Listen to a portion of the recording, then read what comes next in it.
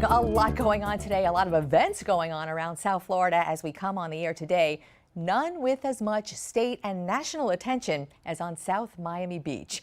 After two fatal shootings on Ocean Drive last weekend, you heard Miami Beach city leaders do what has become a familiar debate about what to do, and we will go there in just a minute. First, though, to Ocean Drive right now, where there was no curfew this weekend, but a significant ramped up police presence.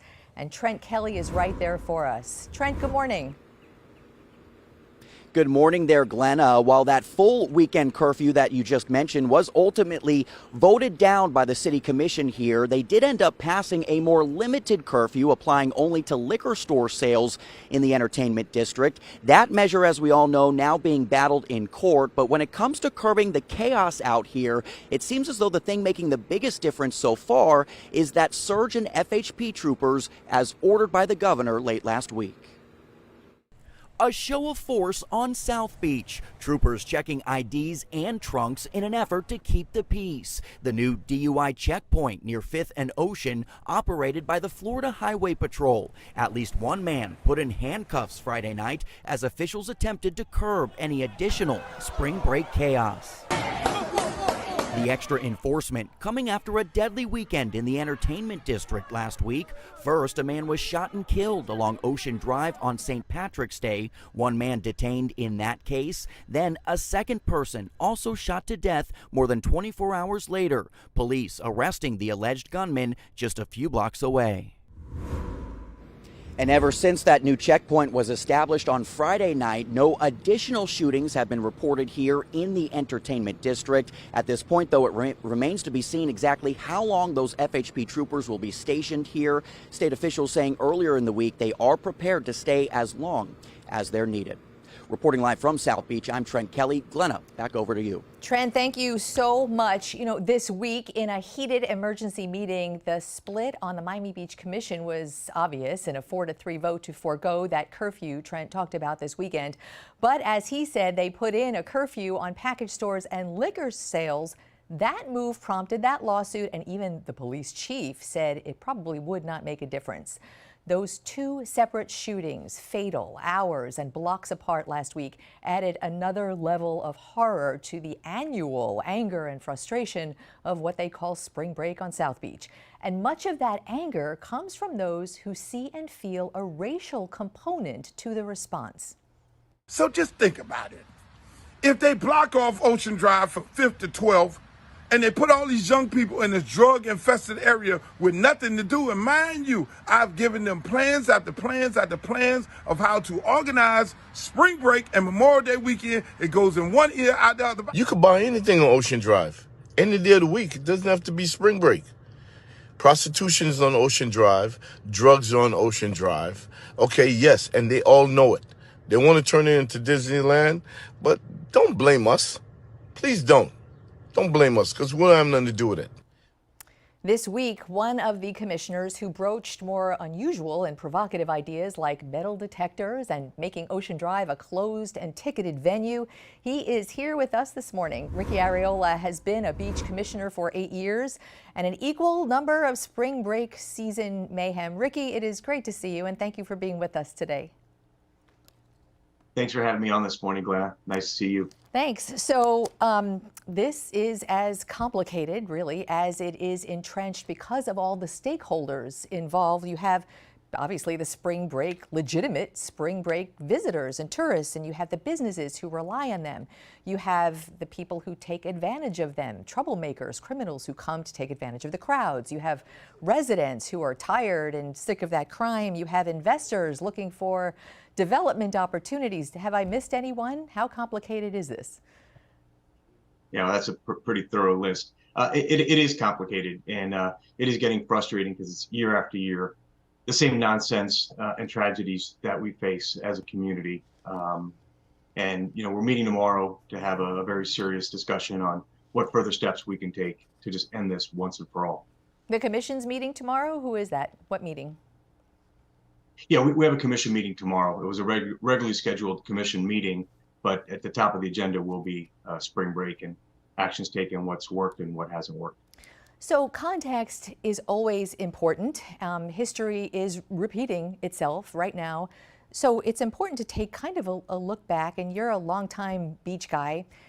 This annual issue is probably more than 20 years old and seems to be repeating with the same kind of components every year. Now, though, unlike 20 years ago, there is social media. There are many more guns on the street. So what haven't you tried, and what might be different this time?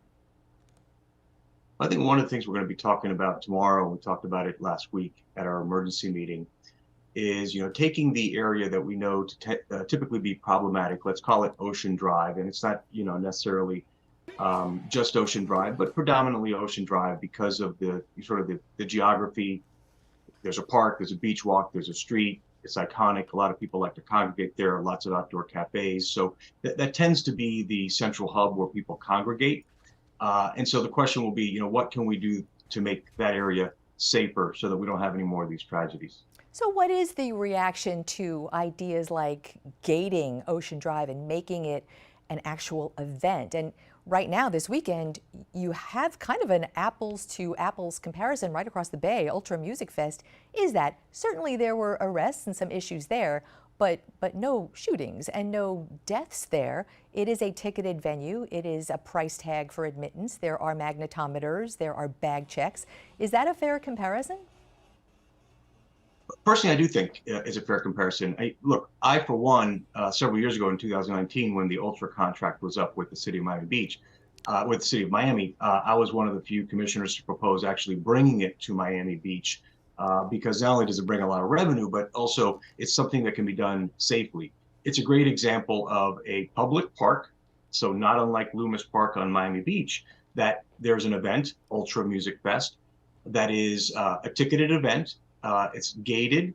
There's security procedures, security provided by the venue operator, in addition to off-duty and on-duty police. And then you mentioned bag checks, and other security measures such as, wanding guests and that kind of thing to make sure that nobody's carrying in weapons. And then, you have hundreds of thousands of people there all weekend, and very, very few incidents, if any.